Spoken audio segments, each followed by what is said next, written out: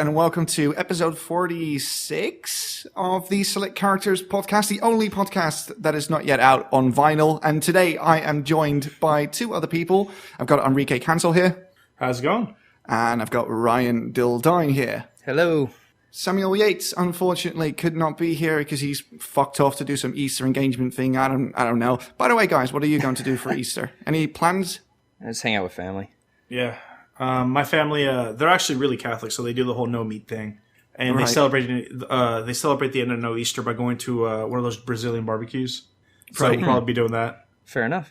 It's Okay, then. sacrilegious. All right, by the time that you are listening to this, Easter would have come and gone. So I hope you had a good Easter. And in the meantime, we are going to talk about what we have been playing this week.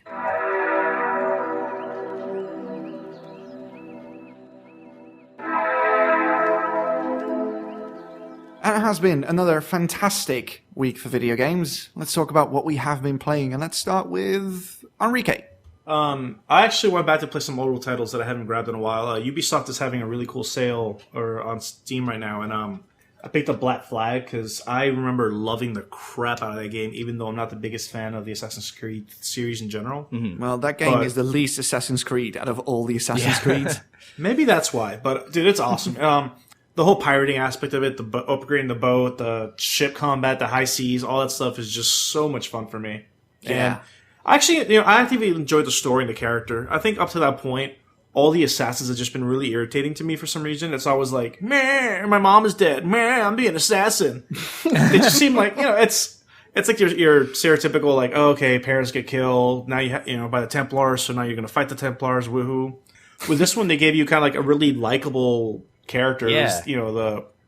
He was just a pirate that he could care less about the assassin lifestyle. He's just like, hey, I can make a buck off of doing this. Let's go. I love how Yeah, how he just goes along with it. He's like, "Yep, all right, I'll do this." Yeah, exactly. Yeah. And it just it made him. I think it was a little bit more refreshing, and it just made him a very likable character from the get go. He didn't have like these force upon ideals where I don't know. I feel like almost these characters don't have a choice up to that point. Mm-hmm. It's like, hey, your parents got killed, so you'd be a dick not to go avenge them. So here you go, and that's your life. Whereas with this guy, it's literally it just got dropped on his lap, and he's like, what the heck, I'll do it.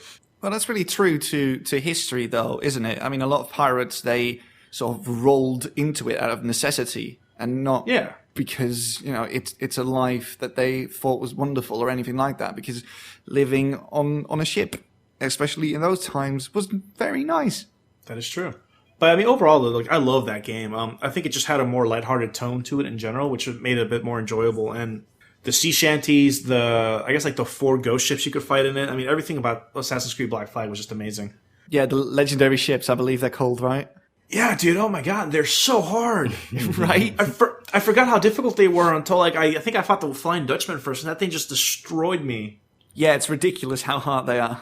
Yeah, but I mean, like I said, it was just overall, it's a really fun game. So I'm glad I picked that up again. Yeah, But man. aside from that, it's spending some time on Stardew Valley, but we'll talk about that for Game Club. And that's been the bulk of my time, actually, just focusing on that. And then I picked up Puzzle Quest 2 on my phone because that used to be a huge addiction of mine, and I recently rediscovered it. So, It's a deep, dark hole you've gotten yourself into then. oh, dude, it's not even funny, man. Because Puzzle Quest is like it combines that addicting mechanic of like those games like Candy Crush, but it adds like that nice RPG mechanic and depth that you kind of trick yourself into getting suckered into it. Yeah. So I'm totally justifying it because my girlfriend's been trying to get me to play games like Candy Crush forever, and I'm like, psh, I'm never touching one of those. But I'm going to go spend like 6 hours in Puzzle Quest by. Yeah. Oh, God. I have that with one mobile game only, and that is Minions Rush or Minions Run or something like that. Yeah, it's just an endless runner, but it's so addictive. And because I don't really watch TV, right? So I didn't really get exposed to the whole marketing machine that surrounded the Minions movie. So I'm one of the few people who's not completely sick of the yellow bastard yet. So you just picked it up because you genuinely enjoy it. Oh, when you say minions, it's like minions. Yes. Yep. Yes. Nope, It's the not for yellow me. ones that speak a mixture of all the romantic languages. Yeah. I'm over minions. I can't do it. And this is why I don't watch TV. I thought you meant like minions, like some little creature that was just in the game, and I was like, oh, cool. But then I saw minions. Nah. No. It's the Minions. There are no other Minions anymore. Anything else? Fallout 4, was it Automata or Automaton? Right. Is that game out of early access yet? Yeah, Automatron actually just released officially, so you can download it. It's part of the season pass as well. The story itself it's decent. It's it's kind of like what I expected out of a DLC, but the customizing part for the robots themselves are actually really cool. Mm-hmm. It lets you just kind of piece together your own companion, and I mean it's surprisingly in depth, more than what I was considering. All right, give us an example if you would. Well, I mean, you get one free robot companion out of it, named Ada, who's like the main catalyst for the DLC to start. You can actually build your own automatron, just like build your own random robot with like default personality, or you can actually even customize Codsworth. But it's cool because it gives you parts for every single robot in the game already. So you have the Mr. Handy parts, you have the Protectron parts, you have the Sentry bots. And it adds new ones as well, like the RoboBrain, Assaultrons. It actually adds new, just random parts for, I guess, yet undiscovered robots you can find. Right. And every time you kill a robot, you can actually loot mods off their bodies, so it gives you more access to different things to modify. Cool. So it is pretty deep then. Like the customizing is actually pretty deep. And I think for me, because I know you weren't necessarily a big fan of Fallout 4, but one thing that I did enjoy was like the customizing aspect of it, building your town up. And the fact that you can kind of build a cool robot companion and customize it, for me, it's a lot of fun. I'm glad that Codsworth is getting some more equipment. I don't know if Ryan played Fallout 4. No, I did not. Dude, Codsworth is badass. I actually made him a walking tank, pretty much. Awesome. Like he's probably like what I've played of Fallout 4, and that is like maximum of 15 hours, I believe. But Codsworth was my absolute favorite character, and that's because of something that you can do like in the first 10 minutes. They recorded a ridiculous amount of names that you can give to your character, and those are all actually voiced, right? That's awesome. Yeah. So, Chris was in it. I tried that one out. You've got like all the usual suspects there. And then there are a couple of choices which you don't know about beforehand, but are somehow still supported, like fuckface. So I just typed that in randomly. And then the first time Codsworth, the robot, sees you and says, Mr. Fuckface. I'm like, what? Why did you do this? I don't know, dude. Like, Fallout 4 is one of those games that seems like I don't want to say a diamond in the rough, but because it definitely has its rough patches, but it just seems like a lot of really good-hearted ideas that they wanted to try throwing out. And the development might have been stunted, I think, because it just reeks of corporate meddling. Like, hey, get this out by this time, make sure this is out, kind of thing. Yeah, but there was no corporate meddling. Bethesda is really, really small, especially by AAA standards. I mean, there's hardly any corporate stuff to speak of. Mm-hmm. It just seems weird because like there's so many like little good idea gems that like throughout the game that just don't feel fleshed out. So I don't know if it's one of those things where they just run out of time and it needed to be done by the release date. So like, hey, don't worry, cut it out. We'll figure out later. I just think that's Bethesda. I'm sorry, I just don't really like Bethesda's approach to game design at all, because a lot of them have good ideas but shitty implementation all around and zero to no polish. That is true. I don't know. That I don't. I'm not saying here that they don't have good ideas. It's just the way that they implement them. It's so halfway there, and it's always been that way with every single one of their games. So I don't really see this as a coincidence or executive meddling. This is just what Bethesda does. Yeah, could be, but I mean, for what it's worth, though, I am enjoying it, and I thought it was pretty fun. It just sucks because I had like 3 games going on this week that I was juggling, and it's always hard to just focus on one for that long before something else picks up your interest. Yeah, I get you. Yeah, but that's been pretty much it. All right, then. Let's cruise on over to Ryan. What have you been playing this week, mate? Yeah, so this week I have gotten super hooked on Madden Mobile, speaking of mobile games. And that's right. Really? God, I've put way too many hours into this game. And when I started it, well, here's the thing. So I'm a huge NFL fan, and it's off season, so I'm starving for anything related to football. Right. And since I'm a PC player, like I can't really play the Madden games, so I decided to get Madden Mobile just to like, go in and play a few scrimmages, that kind of thing. But I actually got really hooked on it.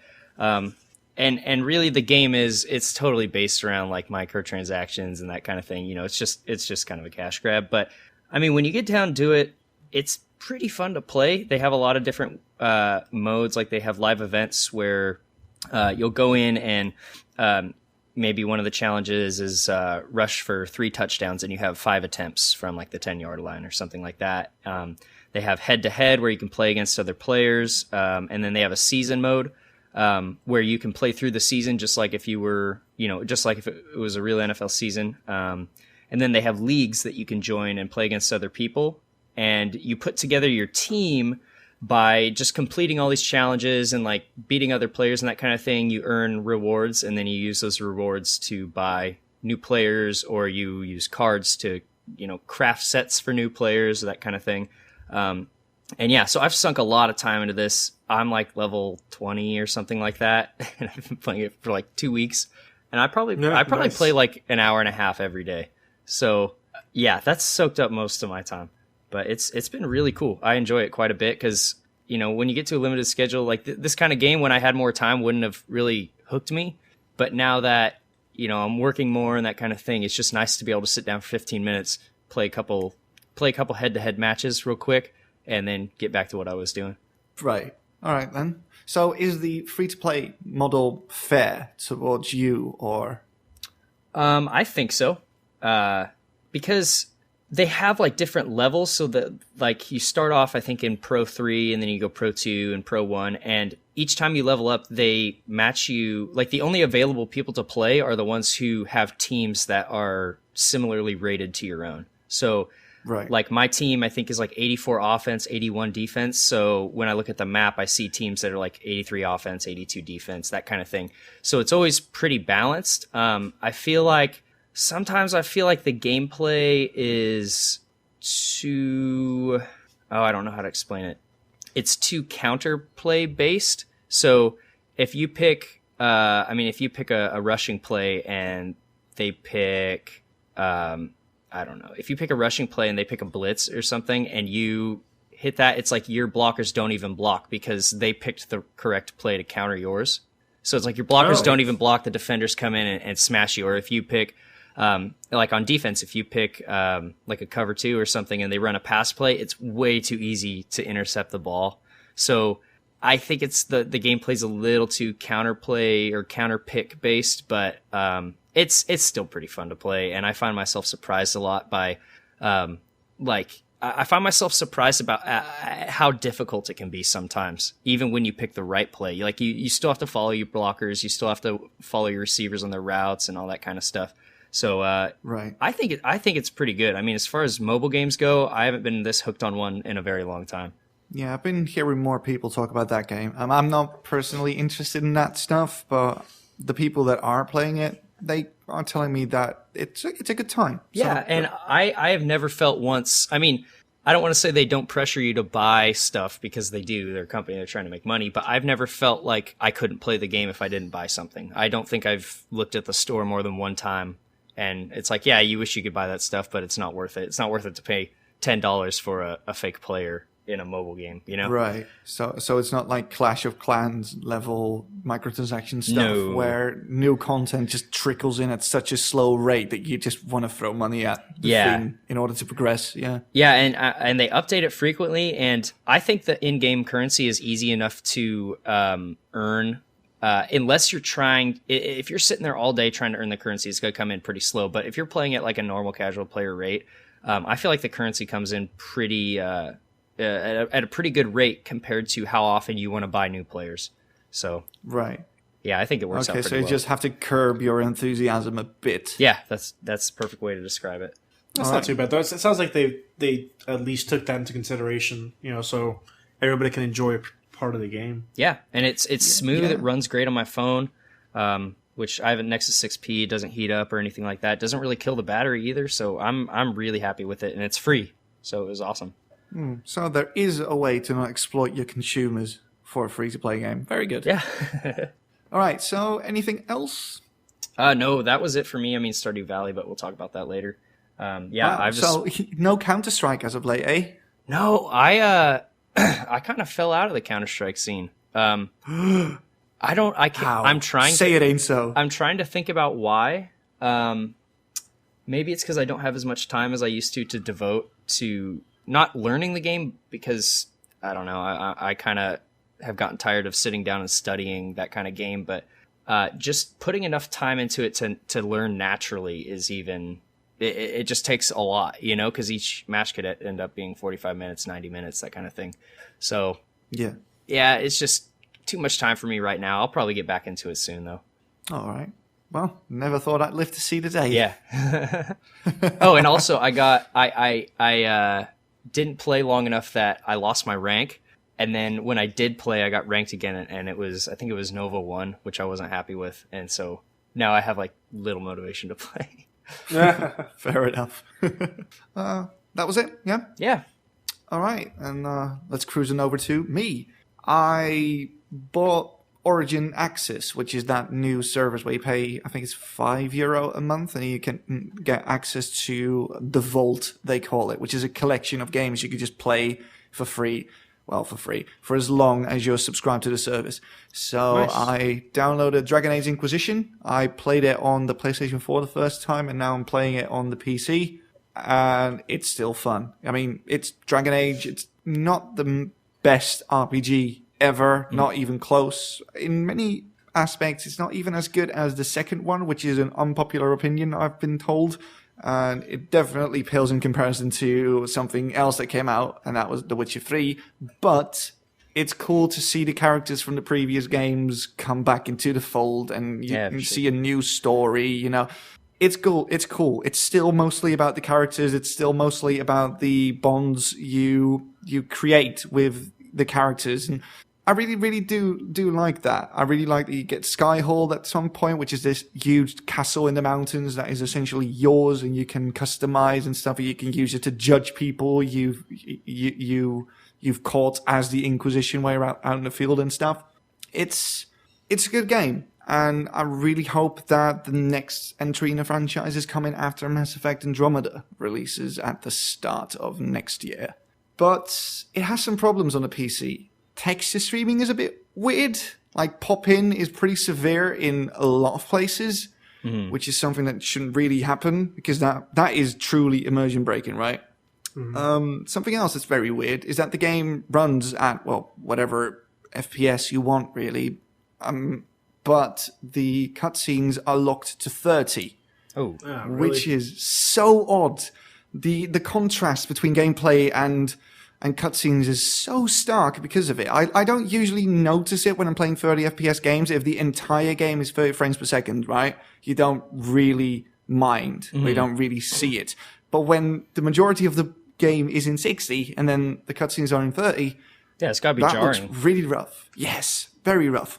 It's very easy to solve, though. You can just use a command line prompt to fix that. But it shouldn't be in that game to begin with, you know. It's just an odd choice, and I don't know why they did it. Do they really think that making the cutscenes 30 makes it more cinematic?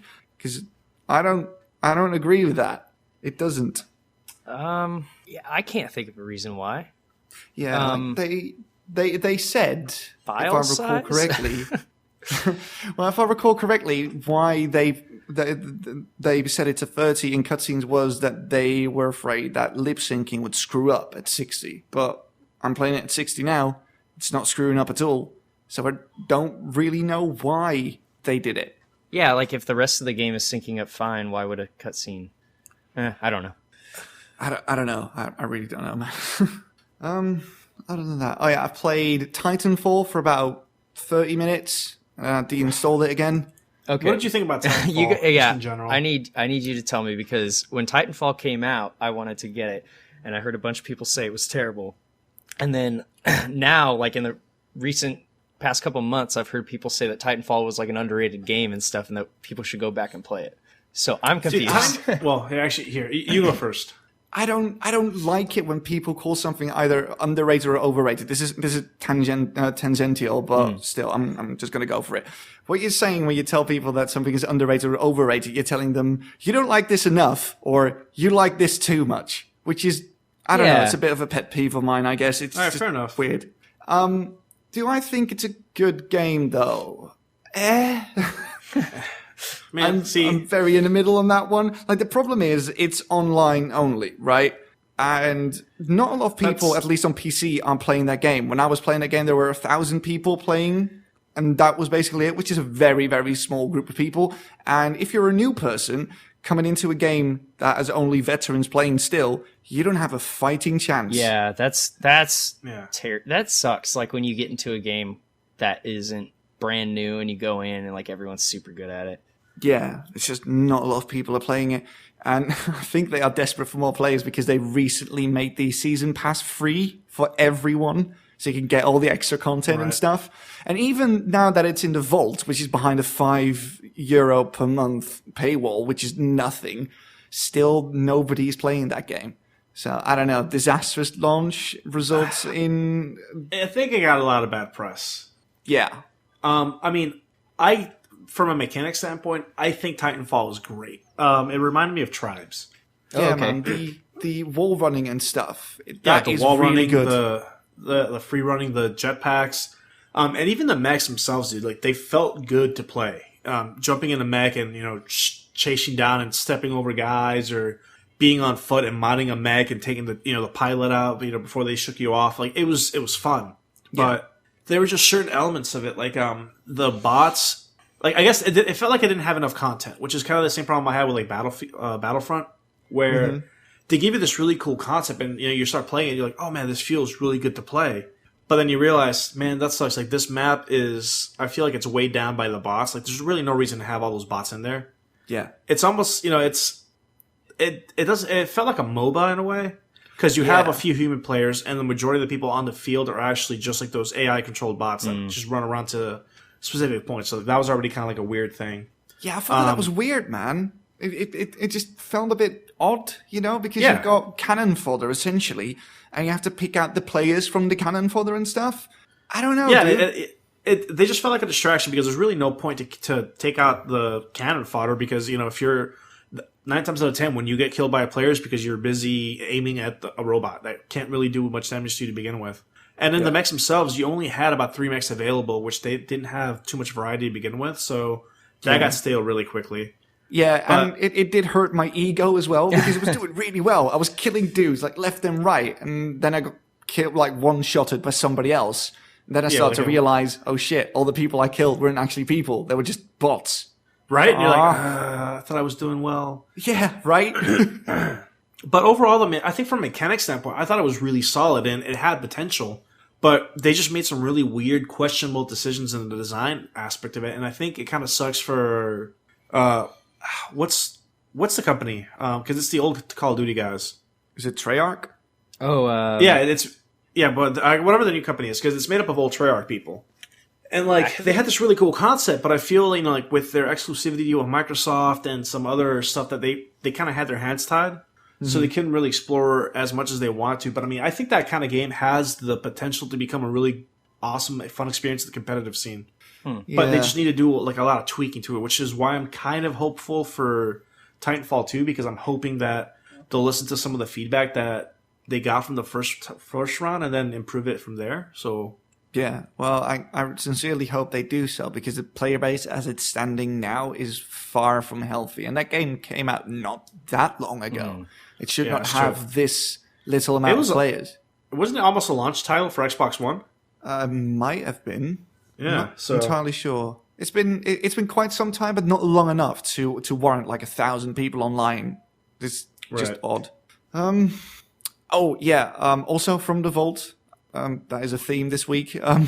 I played Battlefield Hardline. It's a pointless incarnation of the Battlefield series. It's just pointless in each and every way possible, because it's just Battlefield with cops and robbers. But the main campaign is fucking incredible. It's like framed like this Miami Vice mid-2000s police show, including like the cool graphics and stuff. And it's great. It commits to the bit so well. I like it. I really do like it. And every time you shut off the game, it tells you, like, on the next episode of, what is it, Battlefield Hardline, you see, like, little flash forwards of what's going to happen the next time you play and stuff. And I when like you pick that. it up, it has, like, previously on Hardline. Yeah. And you get, like, a highlight reel of, like, the things that you did. And, dude, awesome. It felt like I was playing Bad Boys 2. Yeah, definitely. It has that same feel to it. That tactical, actiony, over-the-top Michael Bay vibe, which is great. It really does fit. Yeah, dude, like that title was like fantastic, honestly. And it's weird because I think it didn't really do as well as they wanted to on the multiplayer scene of it. But dude, the single player campaign was fantastic. It was literally, it didn't take itself too seriously. It was just a fun, over the top, like you're a badass cop that plays by no one's rules kind of thing. Yeah, it's lighthearted in the way that Battlefield isn't, which is gritty for the sake of being gritty. Oh man, you know what? Actually, speaking of that, it reminded me of the same feel that Battlefield Bad Company had. Yeah. And I think that's probably why I enjoyed it, because it brought back those feelings of it's just a fun shooter. They're not taking themselves too seriously. They're just having fun with the characters and the story. Yeah, I said this briefly in chat, but it feels like a silly video game. Because, video games are silly, and this game is fully aware of that, and it just commits to it, which is good. It works out in that game's favor. Very good. Anything else? Yeah, I played a little bit of Stardew Valley, and while I, like the others, won't be talking about it here, I will say that I'm having trouble getting into it, and I can't really put my finger on why. Well, that's something we'll dive into in Game Club, which should be out now, yes, while you're listening to this. So go to YouTube if you're not already on YouTube and check that out to see our thoughts on Stardew Valley. I think that wraps us up for the What Have You Been Playing section. One little note before we jump into the first thing that we are going to talk about. We've been talking about this behind the scenes a little bit over the past couple of weeks, and our approach to this podcast is usually that we pick out very general topics inside of gaming and talk about that. But because that list of topics is sort of finite, we are slowly starting to run into a little trouble finding out what we want to talk about this week, right? So what we are going to do, as a little test drive, we will grab news stories from the previous week that we think were interesting, and then we use those as a starting off point. This way we can help you stay in the know if you don't like keeping up with the games industry yourself. And we can use these little news stories to talk about some broader topics that are linked to that news story. So without any further ado, let's see how we fare with that.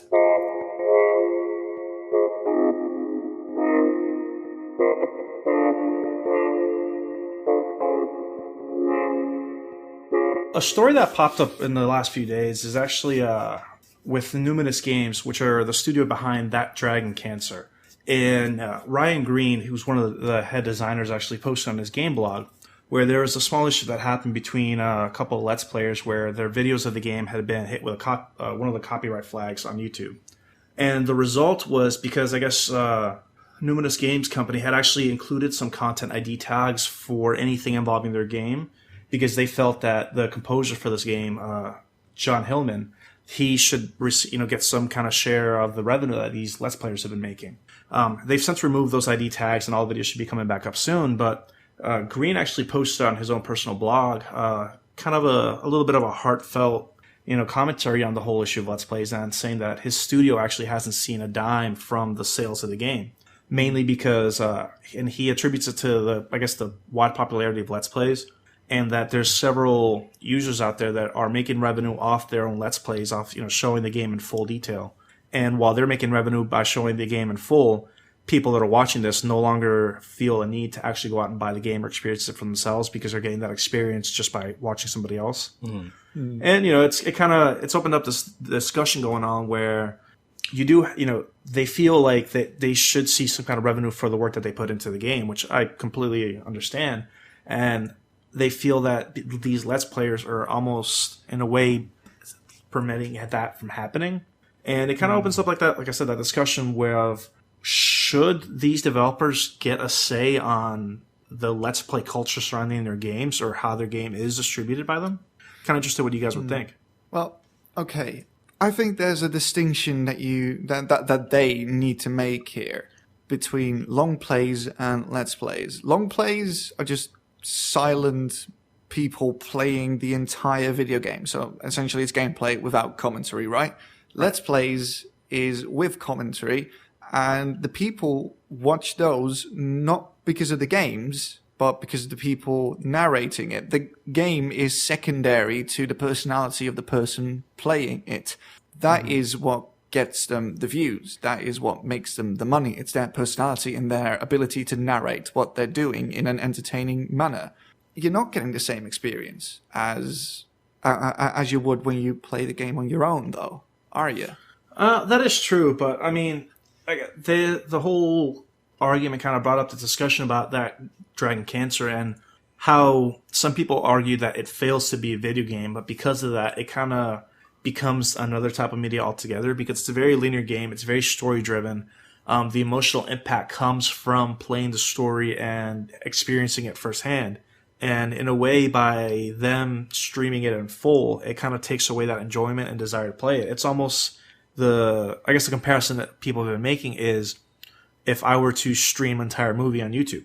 That's different because, and I'm going to quote Total Biscuit's video on this one. Watching a movie is passive, is passive consuming, whereas playing a game is active consuming. The game needs you to progress. The movie will go on regardless of your input. The game will not. It needs interactivity from the user in order to progress. In my opinion, that makes it a game. You have to actively consume it in order to finish it. Whereas with a movie, it'll go. You ram start at the start, and it will play until it's concluded. Doesn't need you. Game does.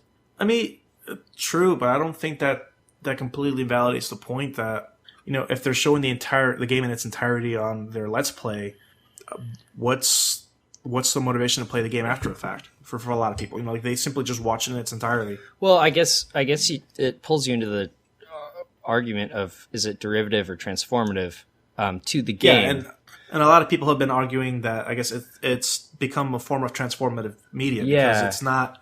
I guess just the way it plays, it's not very mechanic driven. It's not. It doesn't have like a lot of the things you see in traditional gaming. It's more of a very linear story told that's meant to have a very emotional impact. Yeah, but there are other games that are insanely linear, and I still play those, even though I've seen other people play those games to completion. There's always a difference between watching somebody play something and you playing something. No matter how linear it is, there's still a different experience there, because you're actively participating in playing the game yourself, whereas you are just spectating when somebody else is. Mm-hmm. So it is a different experience. But I don't know. I feel like when you have something that relies on that narrative so much, though, a Let's Play... Yeah. In a way, I guess they're arguing that narrative and that emotional response that's supposed to be elicited from that narrative gets almost taken away by the Let's Players that are showing, the game from start to finish. In turn, it equates to them losing sales because suddenly I've already experienced that content for free, so I don't need to go out and pay them for it. Yeah, but that's not necessarily true, though, is it? There's no way to measure that. You can't measure potentially lost sales. So that is a very true statement. Yeah, it's hard to say if it has as big an effect as they say it is, because they have no way of knowing that. We have no way of knowing that. And either. To be fair, if there was a game I really wanted to play for story reasons, like Telltale's Walking Dead, that game has an awesome story. But I wouldn't want to experience through a Let's Play. Like, if that was a story I decided to be invested in, I would not watch anything about it because I would want to experience it for myself. I suppose if it was a game that I wasn't going to play, like I knew I wouldn't buy it, I would watch a Let's Play of the story. And not feel like I was robbing the dev of anything because I wasn't going to buy it anyways. Yeah, it's the same with that's pirates a true games consideration too, because like you said, for games that you're actively interested in the story, you pick it up because you want to play it. But there's other titles that after the fact, and I know I've done this personally, where I don't really care to play it. I just want to know what happened. So that's where those Let's Plays come in. But I think one of the things that sticks out to me is that I guess he included just an example of a Twitter comment on his post, and basically the Let's Play in question made a comment. Sucks having someone else making revenue off my videos. And I find that a little bit hypocritical in a sense because the whole Let's Play culture revolves around you making money off someone else's work. Because if you didn't have these games, these developers making these games for you to play, what would you really, have? Yeah, but aren't Let's Plays the transformative work though? Not necessarily. Well, if at the end of the day, Yeah, but if you talk over it, if you're actively narrating it, that is the added draw to that specific medium. That's why people watch Let's Plays, because the people who talk over them. Yeah, I mean, and I understand that, but at the same time, like, even though you're talking over them, you're still using somebody else's product as a venue for your own, I guess, business or I believe service. That I believe that's protected under copyright, Fair though. use. Fair use, yeah. Right? Yeah. That if you, in terms of video games, if you want to use that video, you have to add something to it. So you have to add that commentary, or you have to add that artistic interpretation of the game. And if you don't, I don't know where it falls in terms of fair use if you do like a long play and it's just silence. But oh, man, I wish I listened to it. Actually, I don't think it's covered under fair use. That's the thing. It's a really weird gray area, and it's not covered under fair use, which is why companies like Nintendo can put up those copyright claims and, you know, take down videos of their game being played. The issue is that a lot of developers just allow it to happen because they equate it to free advertising, but no, it's technically not covered under Let's Play, and that's evident by the fact that so many developers have put up those copyright IDs and they can get the videos taken down, no questions. Like I said, it becomes a matter of, it's like you're streaming a piece of media that you have technically no real legal precedent to stream.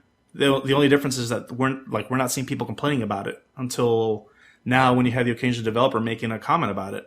Well, so according to a website about copyright law that talks about this specifically, I'll put the link in the description, by the way, if you want to read it yourself, but they end with this, and I quote, "A majority of the fair use factors weigh in favor of allowing Let's Play videos, and thus they should be protected. YouTube should change its policies regarding these videos, or it might have a difficult lawsuit to deal with." They apparently do fall under fair use. No, I mean, I don't know. Maybe I'm just interpreting it loosely, but I hear a lot of should and may, but nothing concrete saying that they do. Yeah, nothing concrete saying that they don't either. I mean, yeah, like I said, it's a gray area, and there's a difference between using a small fragment of like the media and using a small clip of it versus using the thing in its entirety at that point. So does that mean that, you know, Let's Plays under a certain amount of time qualify as fair use versus games that show Let's Plays that show the entire game don't? So I don't know. It's at least from what I've read. Maybe I'm informed, and if anybody can correct me, please do so in the comments. But it just seems that it's a very gray area that we don't really see a lot of people discussing until things like this happen and pop up. Maybe that's something the developers should address, maybe in their terms of use in the future. Maybe if they have a game that's super story-driven, they work in a way that it can't be used as that kind of content. Mm-hmm. I mean, if it really means that much to them. But I feel like the advertising from the Let's Plays is more important. Yeah, I mean, and that's weird because I remember That Dragon Cancer got a lot of publicity when it was first releasing. I know it was covered by all the major news outlets. Their Kickstarter, I think they superseded their goal, so they did really well at the start of it, but when push came to shove and the sales started, they saw nothing from it. So I don't know if the momentum was lost from, the beginning to the launch of the game, what happened, and I don't know if you can make the argument that the Let's Plays that were showing the game off were the ones that killed the momentum of it, or if it was something else entirely. And that's kind of up to discussion. I'm gonna err on the side of Brian in this case. If you wanted to play that game for yourself, you wouldn't watch the Let's Play to its conclusion, so you know all the ins and outs anyway. So I don't think those viewers would have transformed into sales necessarily. Right. What do you think happened then? That's a very good question. Yes. I mean, I'm just saying, just playing devil's advocate. What?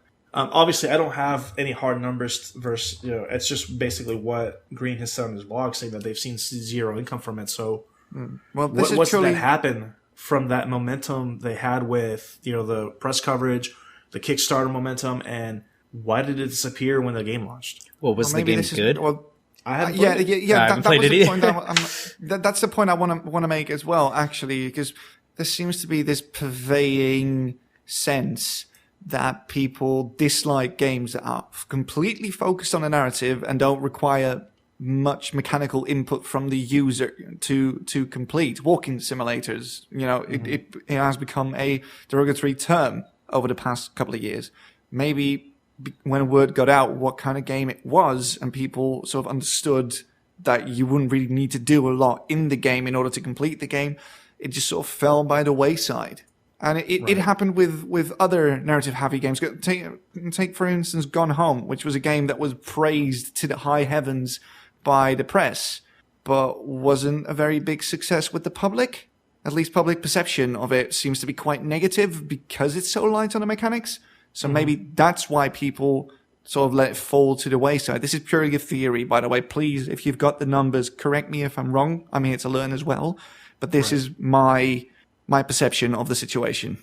So you think it has to do more with like I don't want to say quality of the game, because then you get to, like Ryan was mentioning, that weird argument of whether or not it qualifies as a video game or whether it's transformative media or what it is. And, it opens up a whole can of worms.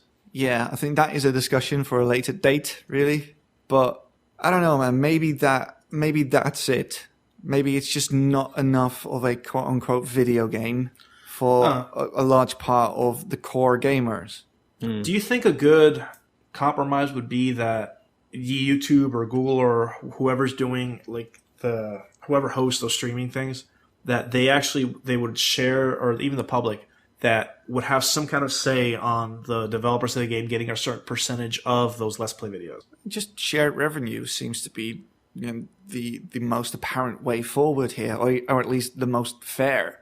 You think that'd be, you think that would be fair, that, hey, I'll give you guys permission to stream my game, or, use it in your Let's Plays, but we have to get a cut. Which is essentially what Nintendo did, right? With that initiative that used for the most part, they kind of went about it, in a scorched earth kind of way, which had a little bit of backlash, but that was the general idea they wanted to do.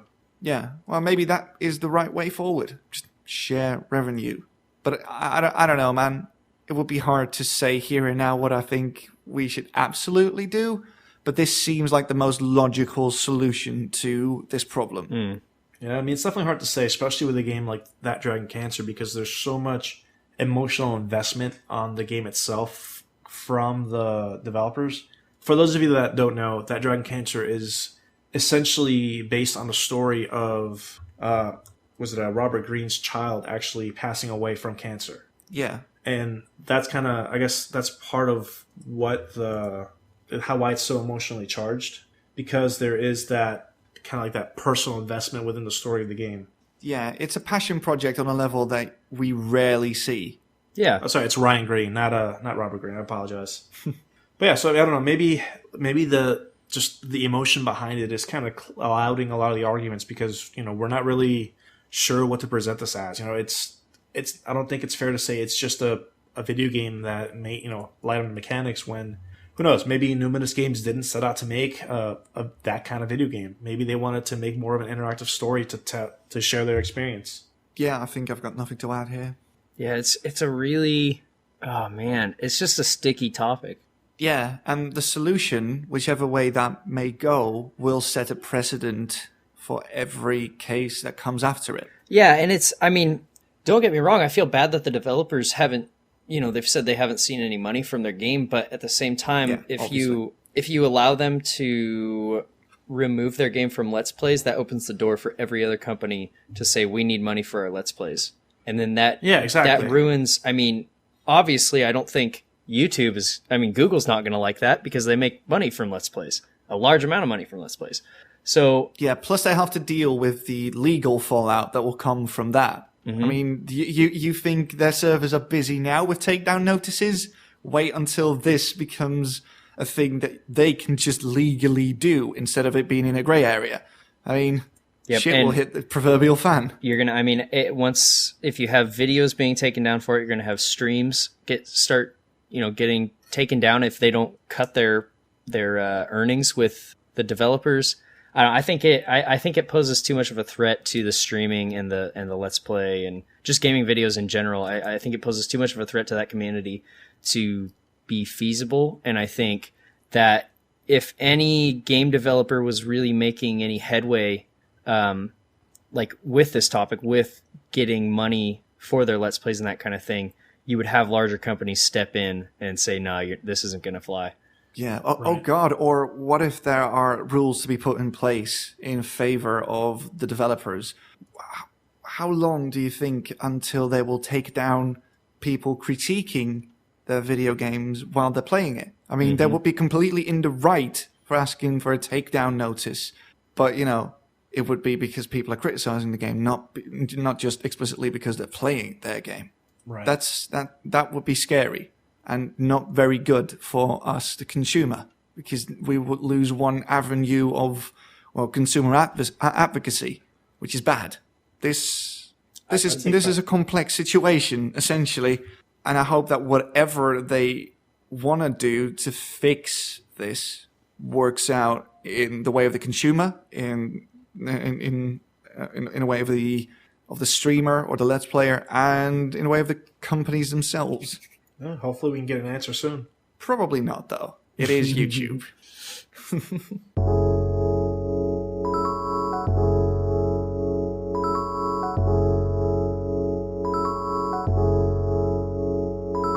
So recently at GDC, some people over at Kotaku, they overheard a conversation of a couple of Sony employees who implied that Sony is internally working on a follow-up to the PlayStation 4, but not a completely new generation. It's still for this generation, so it has been dubbed the PlayStation 4.5, although it's not an official name and there hasn't been an official announcement for it. More sources have confirmed that this is actually a thing that is happening now for several reasons. One, the current consoles aren't very strong to begin with. The PlayStation 4 is a little stronger than the Xbox One is, but in practice, the difference is negligible, really. And because of this, they want to bring out an upgraded version of the PlayStation to accommodate VR, which is quite resource intensive and stuff, and better hardware would go a very long way to in ensuring that VR will run properly. The other reason that was given was that Sony would like to discount the original PlayStation 4 while also have a new version of the PlayStation 4 on shelves for full price, which is essentially just double dipping. And the big one is that the new console reportedly, allegedly, supposedly will be able to output at 4K. And I thought, let's talk about this, because this is not the first thing we've heard out of the major console manufacturers that something like this is happening. Microsoft talked about this recently as well, that they are thinking of bringing out updates for the Xbox One in a sort of modular way, supposedly, so you can swap out parts. Not even that, dude. Nintendo does that shit all the time. Yeah, that's true. With the 3DS, that's 3DS that's XL, right. New 3DS. I mean, Nintendo's the king of this kind of thing. Yeah, but it is still very new for living room gaming, essentially. Well, that is true. What I'm actually wondering, and I don't know if you managed to hear any about this through the grapevine, but this new hardware that's coming out, is that going to simply allow for a better output and resolution and graphics, or is it going to pave the way to like 4.5 console exclusive games? Because if it's a matter of we'll be able to play the same game on both consoles, just it'll look better on one of them, I don't see much of an issue, because Microsoft did that with the release of like the newer generation 360, where you had like the 360, the 360 Slim, and all that came out, and Sony's done it with their Slim versions and stuff like that, where it's a little bit of hardware upgrades to, just streamline the experience, but it doesn't really limit what people can play on the game itself. Yeah. Well, and if it's that scenario, then it's really not that new of a change anyway, because it's what they've been doing almost as a staple every year. You're expected to get a new version of the console coming out soon, but if it's a hardware upgrade to the point where it'll allow exclusive games and stuff on there, then I can see an issue occurring. Yeah, the way I read this, and from what I've understood when I heard the rumors, was that this would be just another way to offer games that are playable on all different versions of that console. But the more expensive and the newer ones, the 4.5, will be able to play those games at a higher graphical fidelity than the original ones.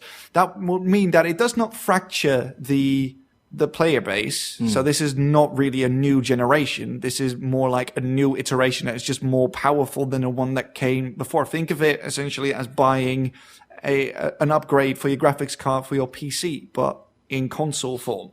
You'll still be able to play all those games on your old PC, but you can play them better on the new one. So with more bells and whistles turned on and stuff. I think that they are going to go that route, but I'm basing that on pretty much nothing at all. Man, can I just go off on a small tangent? Go right ahead. Just address the bullshit that is sensationalist games media. Because every goddamn article that I've read up until this point, yours notwithstanding, has made it seem like this is an entirely new console coming out. Right. And it seems like they've intentionally avoided making any kind of claims that say, hey, this is the same console with just some upgrades. It's the equivalent of like when Sony releases like the PlayStation 2 Slim. Mm-hmm. And I just feel like there's been a lot of crying wolf from a lot of sites, and people are freaking out because they think that it's an entirely new console, when in reality, just from the little bit of information that we do have, it sounds like it's pretty much just the equivalent of them releasing a Slim system. Well, it's a bit more than that. It's a bit more than that, because with the Slim stuff, hardware goes through iterations as well, and the same performance hardware gets iterated on as well. So a processor you would have today might have the same power output next year, but is smaller, which is why the Slim came to be, because that technology just became smaller. Yeah, I guess the point I'm making is not that it's that the 4.5 coming out wouldn't be a necessity. It'd be like a preference purchase. Oh, for sure. Yeah. You could still get by with just keeping your PlayStation 4 and not being locked out of any content that comes out from yeah, that would be the smart thing to do, and I sincerely hope they do that, because there's no reason to alienate or exclude a part of your installed user base this early into the generation. It just makes no sense. On the other hand, they sort of need to do something, especially now that Microsoft has announced that they are going to make the Xbox One more powerful. Sony will have to follow suit if they want to retain that competitive edge they've got going now, because the PlayStation 4 is outselling the Xbox One vastly, and that's mostly, I think, because people perceive the PlayStation 4 as the more powerful one, which it is, but as I said before, the difference is negligible. Yeah. But what if Sony loses that perception? What if Microsoft comes out with a console that is faster and more efficient than the PlayStation 4? People will flock to the Xbox and leave the PlayStation 4. I don't think so. Really? Because I was thinking about this earlier today, and I'm not really all that bothered with performance on consoles, because I'm willing to take the downsides of the consoles for the convenience that they bring, right? Mm-hmm. But yeah. I did pick the PlayStation 4 because it was able to output games at a higher graphical fidelity and a higher resolution than the Xbox One. If I was a prospective buyer, and I haven't really bought into either console yet, and I heard that Microsoft was coming out with a console that was better, faster, stronger than the PlayStation 4, I would sort of sway towards getting the Xbox One. I agree with that, because I'm a PC guy, and I've been a PC guy since junior high, I think. And if it were me having to buy a console right now, and well, not right now, say when if this 4.5 comes out, whenever it's released, I would go for the 4.5 over anything else, because why not? Yeah. Why would I turn down the best option? And I think it's cool that titles will still be able to be played on the PlayStation 3, but with the rate that technology is improving, the rate that games are improving, and the rate that PCs are able to keep up with games, consoles they have to do something.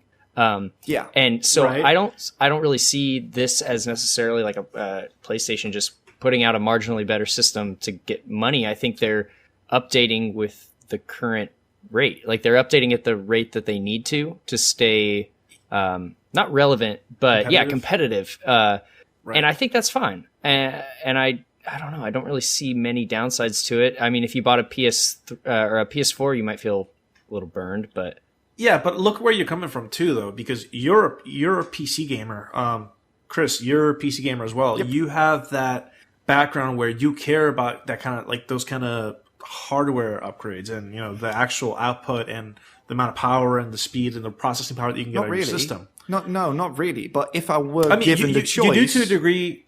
You do to a degree where you notice it, though. And granted, take what I say with a grain of salt, because my evidence is completely anecdotal. But it's been my experience that the console market doesn't buy based on what they perceive to be the better system. They buy based on brand loyalty and convenience for themselves. I don't think so. Why do you think all the launch titles are so focused on being the shiniest of them all, the prettiest of them all? It's because people care that just happens about the to graphics. be like the buzzword now. No, it's just the buzzword no, of it's the, not now. That's always been the cycle. case. It's always been the case. People will always go for the thing that looks the best because on the surface, if you don't know much about a game and you have to judge it on the few things that you do know about the game, you'll see the graphics first and think, Jesus Christ, that looks fucking awesome. How can I get that in my house as soon as possible? But then let's be honest though. How many game trailers have you seen the past year that, at least exclusively for console, that harp on resolution or frame rate? More and more and more. I mean, can you name a couple just off the top of your head? The recent controversies surrounding Quantum Break is one of the things. The Division is one of them. The Assassin's Creed games, the past two of them were a big thing, especially Unity. I don't recall seeing their trailer mentioning that kind of stuff. Oh wait, not the trailer, but it was a thing that was brought up frequently during. I understand, like once the game is released and all those performance issues come to light. But I'm saying like the actual pitch of them when they're selling that product and when they're showing you the trailer to entice customers. That's not a selling point they throw in there. Yeah, but at the same time... Yeah, I mean, it's true. Like, they'll render it on a PC. They'll render it on something that'll actually show how pretty it looks. But they don't really throw that kind of information out to people. They just show you a pretty picture. No, I don't agree with that at all. Quantum Break is a great example for that one. Because when it came out that it was 900p, well, the internet sort of imploded on itself because they wanted 1080p. And that's been the controversy that surrounded that game up until the release. And it's still a point of contention on a lot of places on the internet now. So a lot of console gamers seem to really care about that stuff. Which is why I think that they will go for the most powerful I just machine. get the feeling that they care about it, but I don't think it impacts the bottom line in terms of hard sales. I think it does because with when you're buying a console, you're buying something limited in terms of hardware power. So I think people are becoming a lot more conscious of what's in their systems. So I think it is starting to matter more when developers are pushing games. I think it is starting to matter more what the capabilities of their systems are because people want the best gaming experience. See, and I disagree though. I think that if you ask the average console gamer like what kind of processor their system has, they wouldn't be able to tell you. I won't be able to tell you. They can tell you 1080p because it's a buzzword they recognize, but that's it. They're conditioned to know only certain things about the system that help kind of justify their brand loyalty, but that's about it. No, it's not just a buzzword that they recognize. It's something that they actively demand. And they are unhappy when it turns out that they're not getting that. Not to focus on me too much here, but that article that I wrote about this, when this came out, I wrote an article for TechRaptor, sort of detailing the situation with the PlayStation 4 and 5. And the very first comment was about that thing not being able to hit 60 frames per second and it will be locked to 30 anyway and this and that. That's the very first thing is somebody worried that thing won't be running at 60. It's the very first thing. Yeah, but at the same time, you have no real background on that particular commenter because, I mean, that could have been any kind of like a PC player or, for that fact. Yeah, that's very true. But still, I see comments like that all the time, even in console-specific subreddits on Reddit, for instance. People will bemoan the fact that a game is not 60 and not 1080p when it turns out that a game is 30 on 900p in the case of Quantum Break. Yeah, I mean, I agree with you that they will bemoan the fact, but I guess where I'm coming from is that I feel like it's more of a vocal minority that you're hearing that are actually out posting on Reddit and on the forums complaining about it versus the actual people that are in line waiting for it and really don't care whether, I mean, not that they don't care, but I don't think they have a full understanding enough to have that be a major influencing factor on their decision to purchase. I don't think they pick up like, the Destiny thinking that, oh man, this runs 60 frames per second and so anti-aliasing. I don't think they even know what a lot of those things are. I think with that person, I don't know, it just seems to me that they would go and ask somebody. Like if you're really making a purchase that big, I feel like they'd go online and just even Google what's more powerful, PlayStation versus Xbox. Yeah, I mean, keep in mind though, like I used to work at a GameStop, and I guess I have a very biased view on what the average consumer that is going out buying these consoles are. Well, the people, so maybe that could I be think why. the people that are going to be asking those questions don't necessarily shop at GameStop all that often. Right. So, yeah. I mean, no, that's true. That is true. So, like I said, I'm admitting my own biases. But again, I mean, and this doesn't just relate to GameStop in general, but I mean, the Best Buys, the Walmarts, Targets, Fry's Electronics, any retail chains that carry consoles and gaming equipment, there's a reason that they have their target demographic, and there's a certain thing that those people are looking for. And, I don't know. I just feel like it's not that as big of an impact as they think. Well, you have to realize that gaming now is huge. I mean, everyone plays fucking games. So logically speaking, even a vocal minority within that group is still a considerable amount of the potential consumer base. And they are kicking up a shitstorm about it, and they are demanding that sort of stuff. And sometimes, well, not sometimes, a lot of times the developers will respond to those concerns, those specific concerns about resolution and frame rate. Mm-hmm. So it is becoming a thing that's more important to more people. And again, that doesn't really sort of refute the point that people, if they are going to splurge for something as expensive as a console, you will want the best bang for your buck there. So you might as well get the best thing that you can get on the market, which is one of the things why PlayStation 4 is so popular as it is now, which was a surprise at the start if you take that out of the equation, because the Xbox 360 was so fucking popular and the PlayStation 3 was less. I mean, I see where you're coming from, but I still disagree. I think that it is a part, but I don't think it's the biggest part when it comes to the purchasing decision. I think there's other factors at play. You're allowed to disagree. You're allowed to be as wrong as you want. No problem. No. We don't have hard numbers. We don't have hard numbers here, so we can't really say for certain who is wrong or who is right here. So, I know we went off on a bit of a tangent, but I guess bringing this back to the 4.5 specifically, one thing that I did read up on it, though, that they were actually a big reason for this push is they were taking the VR, the onset of like the new VR gaming capabilities into consideration. That's why, specifically with, I think, the Morpheus is the PlayStation equivalent. PlayStation VR, it's called now, yeah. Oh, okay. So they changed the name again. All right, cool. But I think with the hardware itself on the PlayStation VR, it actually doesn't run off the processor on the glasses themselves. It actually relies on the system's processor. Mm-hmm. And that was a big push for the consideration of actually, coming up together with a new system. And if that's the case, I can kind of see this supposedly PlayStation 4.5, if that does come to light, maybe that would be like the go-to system for the VR experience. And I can see that kind of causing a rift for players from then on out. Yeah, that would mean that that means that I would have to get the PlayStation 4.5 if it's real and if it's coming out, because I'm completely on that VR train.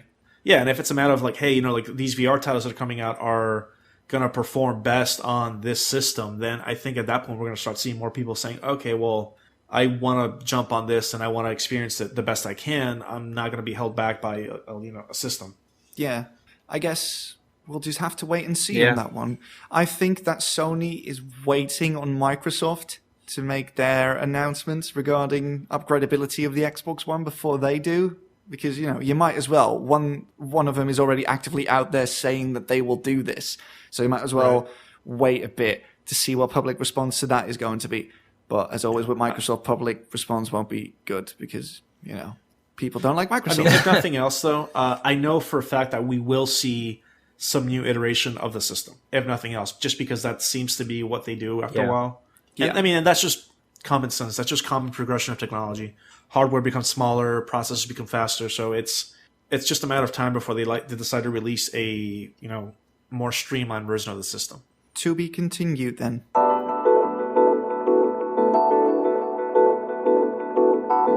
So we talked about Sony before, and now we're going to talk about Microsoft for a little bit, because they recently ran a survey, and one of the questions in that survey was if players were interested in having the option of selling games they bought on Microsoft Digital Store for 10% of the original purchase price. And what you would get from that would be added to store credits. You can buy more games with that. They came out saying that this is not something they are actively pursuing. They included that question to sort of just test the waters and see what people thought about that. But I thought it was interesting to talk about anyway, because we're not really able to resell games we bought digitally. It's something that players have been asking for the longest time, but it was never a reality. But it could become a thing, and I want to know what you guys think of that. Do you think it just has to do with the nature of the product? Because you don't technically own any digital content. You're just leasing it.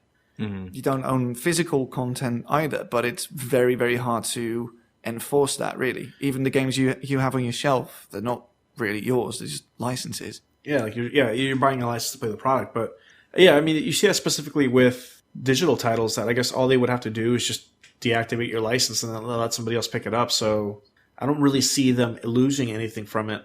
No, they only have something to gain with that. This is a way to sort of push people into digital gaming even more. Yeah. Because one of the reasons why I like to buy physical copies is that I can resell them once I'm done with them. Uh-huh. And you can't really do that with digital games.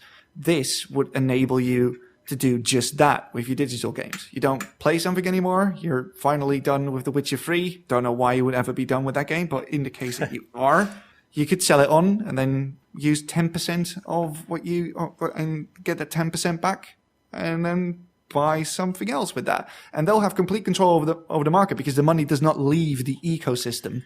Yeah, I mean, not only that, but it means that they cut out the middleman. They don't have to sell it at cost to retail stores anymore. It's just direct to consumer. Yeah. I mean, it's weird because I guess when you really think about it, you're not really reselling it back. You're just basically saying, hey, I'm going to take 10% of the money to not play this game again. Like, just deactivate my license. Yeah, exactly. There's no actual exchange going on in a way. I mean, it seems win-win for the company itself, for the developers themselves, because at that point, like I said, you cut out the middleman. You don't have to worry about selling at cost or anything like that. It's literally just sell directly to the consumer. They're done playing it. All right, fine. It doesn't matter. We're making all the money from digital sales now. Yeah, exactly. It sounds fine to me. You sound hesitant. I don't know if 10% is enough to get me to want to sell a game because you never know if you actually want to go back and play that. I know there's some games that you're never going to play again, and it's nice that you'll be able to sell those. But I don't know if 10% is enough to convince me that I'm never going to play. I don't know how to word this, but it maybe I feel like you need 15 or 20%. Because if I buy a $60 game, is it worth refunding it so I can never play, or not refunding, but reselling it so I can never play it again for $6? Not only that, but I think people are also missing the fact that there's no such thing as used digital content. Yeah. It's not like going to Best Buy or Walmart not Walmart, or GameStop and buying a slightly cheaper version of the game that's used. You literally have to buy it at the full retail value after the fact. Yeah. So like you said, maybe, that 10% isn't really enough for you to want to move on to something else. Yeah. But on the other hand, if you're buying digital games and you don't want to play them anymore, you absolutely don't want to play them anymore. That's true. They are just bits and bytes on your hard drive taking up space. You can't really do anything with it. So this will be a way to get a bit of money back from it and buy something you actually want to play at that moment, or something that helps you pay towards that sum that you need to buy the stuff that you want to play. In the end, it's just an extra option. Yeah. And it seems to be an option that doesn't really hurt anyone except for the used games business. Which, to be honest, I mean, they really don't owe anything to used games business to begin with. No, but it isn't used games a major reason why a lot of game stores, brick and mortar stores, are still a thing? Yeah, that's actually one of the huge reasons why GameStop in general is trying to branch out, and they've picked up the used phone market and a couple other things, and they're selling third-party phone brands and everything like that, like Cricket Mobile and things like that, because they're realizing that the used game sphere is kind of not sustainable as it once was. Yeah. So with that, I mean, I think it seems like the next logical step. Yeah, especially with the whole push this generation that everything needs to be digital. Right. And this could go a very long way into ensuring that becomes a reality. Again, this is not something that they are actively working on, but apparently it is something that someone somewhere in the Xbox office is thinking about. You just know that it's Phil Spencer in his fancy jackets. But how would that work technically? Like, would you sell that game to another player, or and they pay full value for it, and then you just get 10% of that? Yeah, because the game will still cost full price for the next person who buys that license. You are just selling the license off, so you would assume that you're not directly selling it to someone else. You're sort of selling it to Microsoft, which and they then add that license to the database of available licenses for new buyers. I think that would be the most logical thing to do. So they're basically just paying you to get the license back and reuse it later on. Yeah, but it's not really costing them anything in the end, because they're not really giving you real money, are they? They're giving you store credit. Yeah, store credit, which, exactly. So it's... doesn't cost them anything. Yeah, I think in my mind it's falling into the area of why not? Yeah. Because like right now, if they don't implement that, we all have games that are sitting in our libraries and they're just going to sit there and not be worth anything. But if they give you the option, I think I agree with you, Chris. Like, I don't see a downside to it. Yeah, and not to mention that money is store credit, so it's not like it leaves the ecosystem anyway. Like, they're going to give that money right back to you anyway. Mm-hmm. Yeah, I don't know. I think that this is the good way forward. Actually, yeah. I mean, not if you're the boss at GameStop or anything like that, but if you like digital games and you have a ton of them and you don't play a ton of them anymore, this would be a great way to shed the extra weight or the excess weight and get something nice in return. Yeah.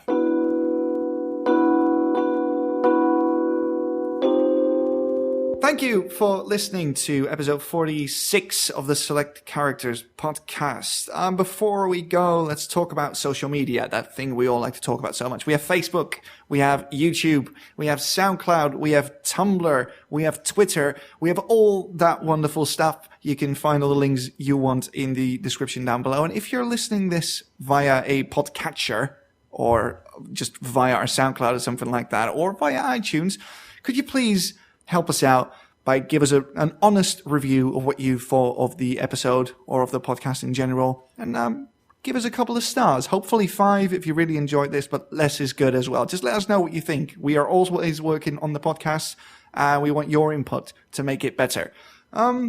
What's left now is to tell you the pick for the game club next week, and it was my turn to choose, and I chose Depth, which is a asymmetrical multiplayer game where one team plays a team of divers and the other team plays a team of sharks, and you have to sort of bar the divers from getting to the end point. You have to sort of ferry a a drone or something like that. Yeah, it's a little submersible. Sweet Steve. Named, Steve.